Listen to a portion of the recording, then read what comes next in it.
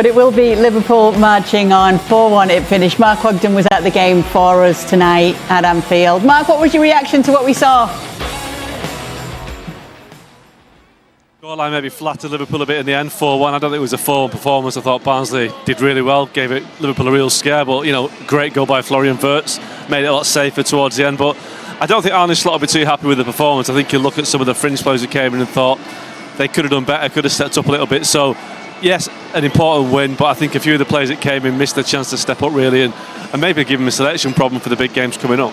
I mean, you look at that Wirtz goal, I'm just looking at the 84 minutes. So that tells you it was tight. He had to go to his bench. Obviously, Szoboszlai went back to right back at one point for the second half, but he had to go to his bench for Wirtz and Ekitike, who's had an injury because it was tight, because it was 2-1 and Barnsley were a threat, and we were sitting watching saying this could go to extra time. And in the end, I agree. I think everybody, John and Stuart and commentary and Augie, have said it's 4-1's a little bit flattering for Liverpool and Barnsley. We were watching the game and said they've made as a League One side at Anfield, they've made a really good fist of this game. I mean, they really have.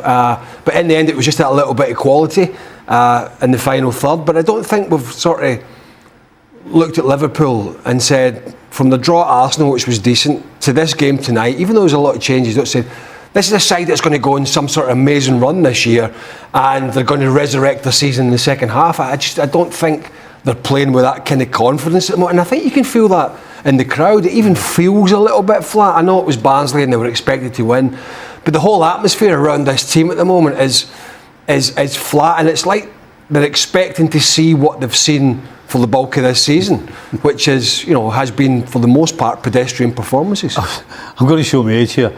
It reminds me of an old, the old cars we used to have to start it with a crank. That's what it's like watching Liverpool. Every time Remember those cars? Every time they go to crank it, you think it's going to start and it's going to go, but it doesn't. And today was the same. I mean, there was nothing impressive about this at all. But it's 11 unbeaten. And he's still driving that car. The very car. And it wasn't a draw, Stevie. No, but come on, it's Barnsley. They're struggling. They're struggling in League One. 17th. 17th in the old third division. I mean, on paper again, there's a chasm between these two sides, but you didn't see it on this performance. And Liverpool were at home. I mean, not impressive whatsoever.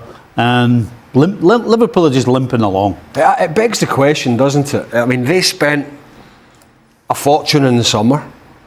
We all sat before we watched them at the Community Shield at Wembley against Palace. We all watched them and or looked at the squad and the acquisitions and said, well, everybody's playing for second. That's how good some of these players were that they were signing from their previous clubs. And now we're in a situation with form and injuries, I suppose, particularly with Conor Bradley being the recent ones, and the lack of Mark Guéhi signing at the end of the August transfer window.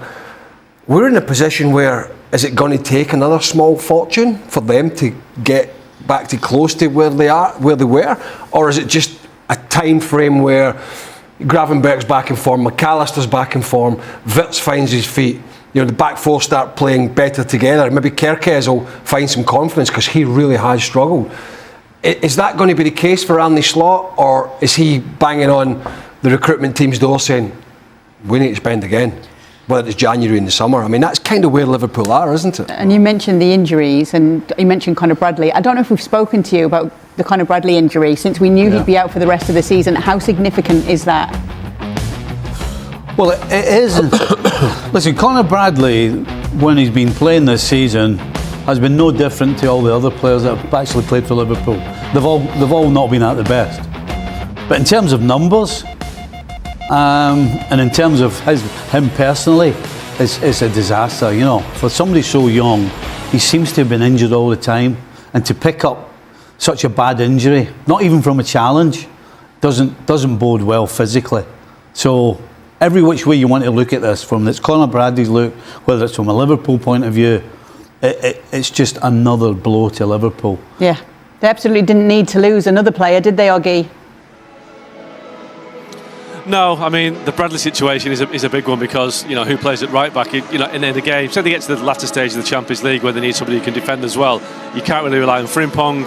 You know, Szoboszlai's done well there this season, but you probably need him in midfield. So, yeah, I think Liverpool are showing a few signs of strain. I think what's going to happen this month in terms of January I think a lot depends on when Mo Salah comes back. You know, we expect Salah to come back early next week after the African Nations, and does Salah stay? Does he go? If he goes, are they going to get a fee for him? If they get a fee, will they reinvest it in the squad? They really, really need some defenders, or at least one defender. So I think a lot will depend on whether they can get some money in. I think, you know, the Salah situation remains kind of unresolved. It's kind of been in abeyance for a month while he's been in Africa, but that issue is going to come to a head next week because he's going to come back.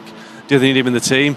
That's a 50-50 because they've done okay with that, in terms of results. But it's whether they can afford to let him go in January and get a fee and then reinvest it in the squad. But that'll be a big decision to let Mo Salah go before the end of January. I think it's unlikely, but they do need to get some players in. Do you think, Augie, that their actual Champions League place next season is maybe a 50-50, somewhat in jeopardy, looking at the form from the start of the season till now? I mean, they're fourth right now, and I think you look at the teams around them. I can't see Man United finishing above Liverpool. I can't see Chelsea doing that, and obviously I think fifth will probably be enough for Champions League anyway. So I think it'll take something pretty dramatic for Liverpool not to get in the Champions League position.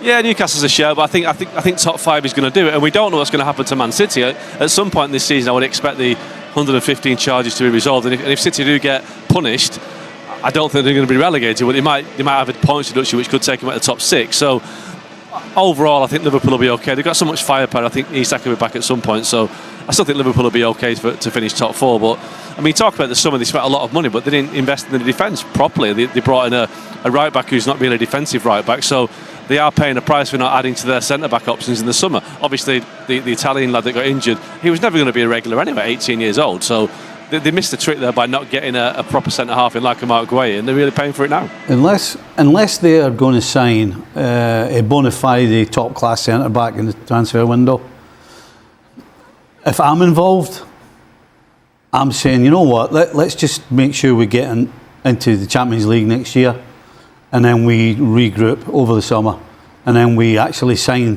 the people or the players who would be targets for us.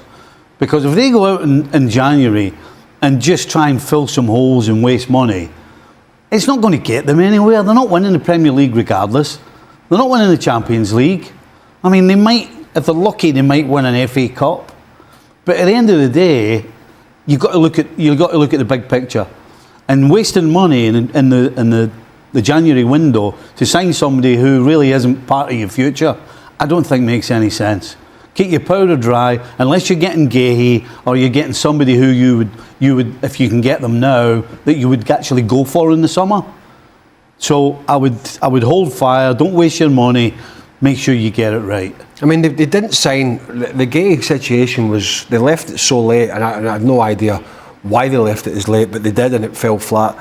That situation would not, the discussion around it would not have been so fervent had the two centre-backs, who are hugely experienced, hadn't played so badly. And allied to that, the both full-backs have changed and they've struggled. The Mark Guéhi situation is, yeah, you needed it. You know, Joe Gomez comes in and he plays there. Konza's left, he's gone to Germany.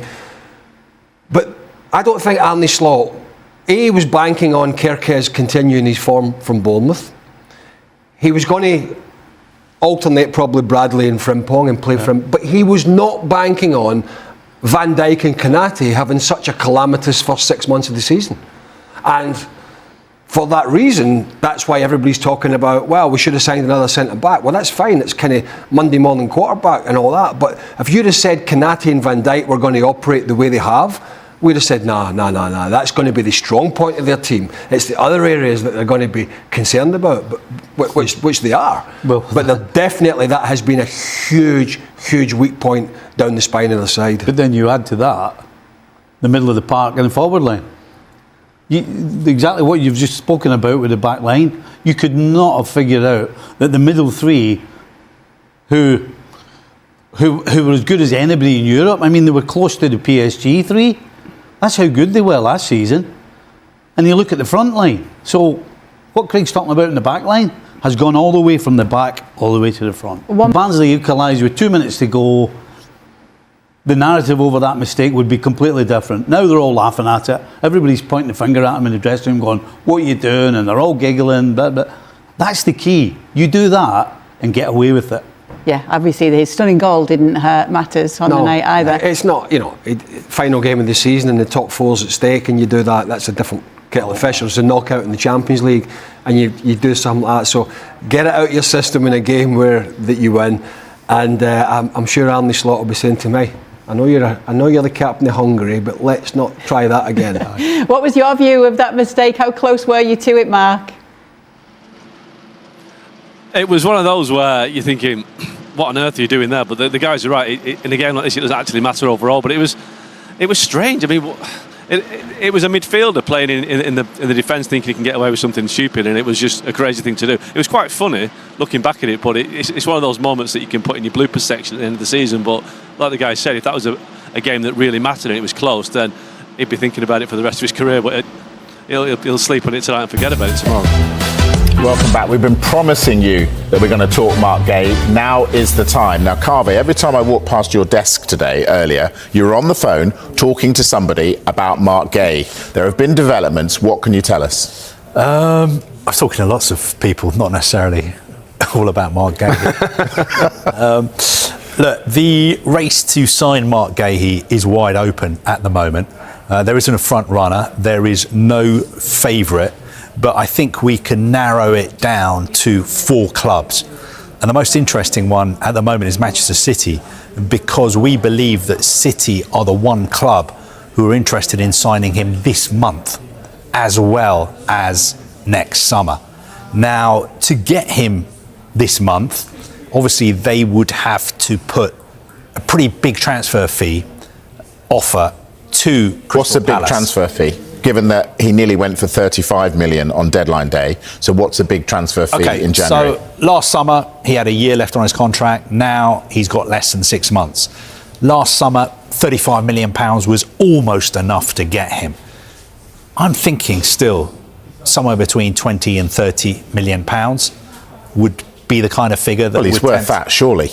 Well, he's an England international, but the only problem is that you could potentially get him as a free agent in the summer, and Manchester City are looking at that option as well. What we know is that City are likely to sign a centre-back this year because there are question marks over the future of John Stones, Nathan Ake as well.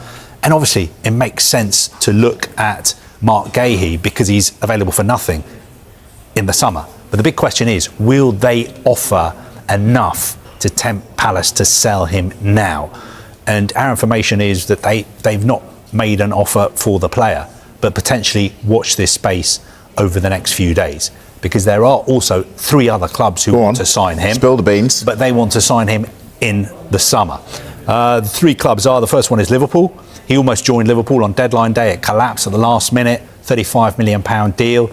Liverpool are pushing to sign him as a free agent in the summer. Arsenal are ready to join the race to sign him in the summer as well. I think Arsenal have a lot of strength in depth at the back. Also, Gabriel, William Saliba have signed new contracts. So I would say Arsenal's need is not as pressing as some of the other clubs. But having said that, he's an England international, available on a free. Of course, a club as big and successful as Arsenal are going to look at this situation. The final one is Bayern Munich. Now, they are interesting because they're a foreign club. They're the one interested club who can speak to him now. And their manager was a great centre-back, which I'm sure Mark Guéhi would love. Of course, I think he would be excited about the prospect of playing for the champions of Germany and also working with Vincent Kompany and playing alongside Harry Kane as well. And they can speak to him now. They can agree a pre-contract deal with him now. And our colleagues at Sky Germany are saying just in the past few days, they have really stepped up their efforts to try and convince Mark Guéhi to move to Germany in the summer. My producer's telling me, Mark, you've got a sentence to tell me. One sentence. Where will he be playing his football come beginning of February? In the Premier League. That's a sentence. Can I just say one quick thing on the Mark Guéhi situation? Go on, real quick. For the clubs that want to sign him, whether they sign him in January or in the summer, it's essentially going to cost them the same thing. Because if they give 25 million to Crystal Palace now to get him, or they give Mark Guéhi 25 million as a signing on fee in the summer, it's going to cost them the same amount of money. The only difference is that Mark Guéhi will get that money instead of Crystal Palace. Exactly. So I don't think he cares about the money, by the way. No, of course. I think he'll go for the club that's best for his career. Indeed. So, City interested, of course, and remember, Ruben Diaz, Josko Gvardiol are both out. Ryan Aït-Nouri, he's coming back from the Africa Cup of Nations. That's been delayed. Here's why. We see how does he feel tomorrow. This afternoon. Ryan Nouri's come back from the AFCON, but unfortunately lost the connection. They're a little bit late, but we see in the training session how does he feel, and we're going to take a decision that no risk for the players, that get injured again. So he's missed his connections, but he is on his way back, Aït-Nouri. That doesn't solve City's centre-back problems, though, Mark. So if it's not Guéhi, who's it going to be? Well, we know that they're in the market to try and sign centre-backs over the course of this window. However, Pep Guardiola has also said they won't be making the same number of signings that they did in January last year, where they spent over £175 million. He said, look, that's not going to happen. But they don't need to. No, of course not. But a centre-back could be the difference between them winning 2 or 3 pieces of silverware, 2, or not. Right? That's the difference with the business end of the season. This is where Pep Guardiola will say, if you want to win the Champions League and the Premier League, I need a centre-back and I need him in now. But we know that they're definitely looking, and Mark Guéhi, as Carve said, is on their radar and is someone that they have actively looked to sign in this January transfer window. Antoine Semenyo in. Does that mean Oscar Bob out? At the minute, he's injured, so he won't be going anywhere. Maybe as the window progresses, we've got 3 weeks still to go, there is a very good chance that his game time has been limited at Manchester City, so therefore he'll be saying, right, I want to play, and Pep probably will say, look, you're not going to get as much game time as you'd like, so have a look at the options. There are 2 or 3 Premier League sides and a number of teams in Europe that are interested in taking Oscar Bob on loan. So yeah, you could see potentially something happening when he gets back fit towards the end of the window. OK, all right, let's talk Chelsea now. Liam Lassigna already won his first match as head coach, but he has admitted that injuries are playing a key part in his selection decisions for tomorrow's Carabao Cup semi-final first leg against Arsenal. We've had no injury problems coming out from Charlton, which is a really, really good thing. I'll make a decision on Cole, Reece and Mallow tomorrow. I'm giving them some extra time, and doing the press conference 2 days before is not ideal. Sorry about that, but I've got time to make a decision. I haven't made a decision on the team, and we'll make that decision tomorrow or the morning of Wednesday. And we shouldn't have any broader concerns about the fitness of those players. Are they just being managed? They're being managed. And it was a good time for them to rest in the FA Cup game. And I believe in this group. There's no reason to take risks on players' health if you believe that you can win the game and they can come through and get extra training sessions and extra bits of work, and that's the way it's worked out so far. Carve, I find Chelsea interesting. Are the hierarchy just going to say to Lassigna, those are your players, coach them? I wouldn't put it quite like that, but the way I'd put it is that Chelsea have got a very strong squad, a very young squad, and I think the new head coach is aware of the fact that he has got an incredible squad to work with, and he wants to work with that squad. So I don't think he's in a position where he's going to be saying to the sporting directors at Chelsea, I've only been here for 5 minutes, I want this, this, this and this, and the window's about to close, can you go out and get them for me? I don't think that's the way he's thinking at all, and I really don't think Chelsea have any plans to make any major signings this month. OK. All right, listen, we've got to take another quick break. The Africa Cup of Nations, very close to finishes this week. Mikel Arteta's work at Arsenal is being viewed in an even brighter light after the recent coaching shakeups elsewhere. With Chelsea parting ways with Enzo Maresca and Manchester United moving on from Ruben Amorim, the contrast is hard to miss. Arsenal has kept moving forward under Arteta, giving him time through difficult stretches, and now seeing the payoff as the club pushes again in the Premier League title race. It also raises a bigger question about strategy.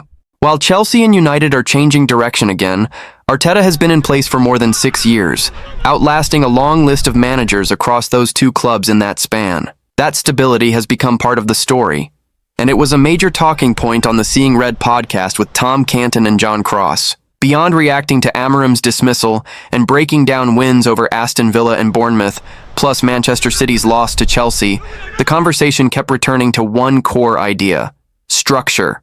Not just who is the coach, but how much power that coach has, and whether the club is built to support a long-term project. Cross pointed to Arsenal as a rare example of patience turning into real strength. He argued that Arsenal's willingness to back Arteta through the messy early phases helped create the stable position they're in now, and that this kind of time and support investment is what can turn a club into something truly solid. Canton's response was sharp and honest. Arteta's arc, he said, has almost become a problem for other clubs, because it tempts them to keep coaches they probably shouldn't. But at the same time, it's still the best example of what can happen when you hire the right person and actually give them time. And that time wasn't smooth. The discussion highlighted how Arsenal could easily have pulled the plug early. 2 8th-place finishes, then 5th, missing out on the Champions League, and a Europa League semi-final exit to Unai Emery's Villarreal. Any of those moments could have pushed a club into panic mode. Instead, the argument is that Arsenal recognized the bigger reality. Arteta didn't have the resources to compete at the required level right away. The squad needed a rebuild. The roster needed to be refreshed.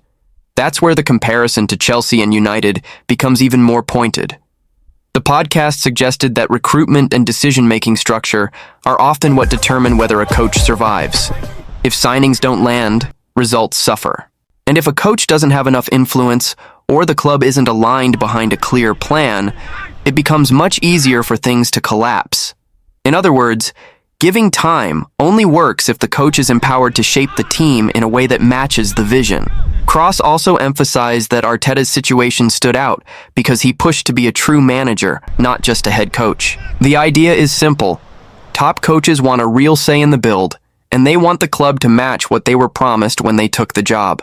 The discussion even pointed to how Arteta survived a low moment, like the home loss to Burnley, because the club stayed behind him. And in that period, with fan pressure affected by the COVID-era environment, Arsenal were able to hold their nerve instead of reacting emotionally. Meanwhile, the big unknowns now shift back to Chelsea and Manchester United. Who replaces Amorim? And how will the next chapter look at Chelsea? The answers may come sooner than people expect. But for Arsenal, the reality stays the same. They're stable, they're moving forward, and they're still in the title chase, while others are starting over again. And that contrast can shape how people judge every manager in the league. Because when two massive clubs hit the reset button again, it forces the same question Cross raised on the show. Is the quick switch actually fixing the problem, or just delaying the real work? The bigger takeaway from the discussion is that time isn't a magic solution by itself. It only becomes valuable when the club's structure supports the plan. And when the coach has the influence to push the squad in the direction he believes it needs to go. That's why the distinction between head coach and manager kept coming up. The podcast point is that if a coach is expected to own the results, he usually wants a meaningful say in the decisions that shape those results. And if he doesn't get that, patience alone won't save him. That's also where Arteta's early struggles get reframed. Those finishes and setbacks could have become a reason to panic. Instead, they became evidence of why alignment matters, because Arsenal chose to treat them as part of a build, not a final verdict. And once the squad was reshaped the way the club believed it needed to be, the results started to reflect that long-term approach. So the repercussions aren't just about Arsenal looking stable, it's about how stability changes your margin for error. When you don't reset every year, you're not constantly starting from zero. You're building on decisions, learning from setbacks, and keeping a clearer identity. For Chelsea and Manchester United, the immediate consequence is obvious. They're changing direction again, which means the next appointment carries even more weight. Because every new coach isn't just judged on results. He's judged on whether the club is finally giving him the structure and authority that the role demands. That's why the question at the end matters so much. Who will replace Amorim? And how will Liam Rosenior do at Chelsea? Because those answers will test the exact theme the show kept returning to. Time, support, structure, and control. And for Arsenal, it's a different kind of pressure. Stability doesn't guarantee trophies, but it does keep you in the fight longer. And right now, while others restart, Arsenal get to stay focused on what they're already doing. chasing the Premier League title.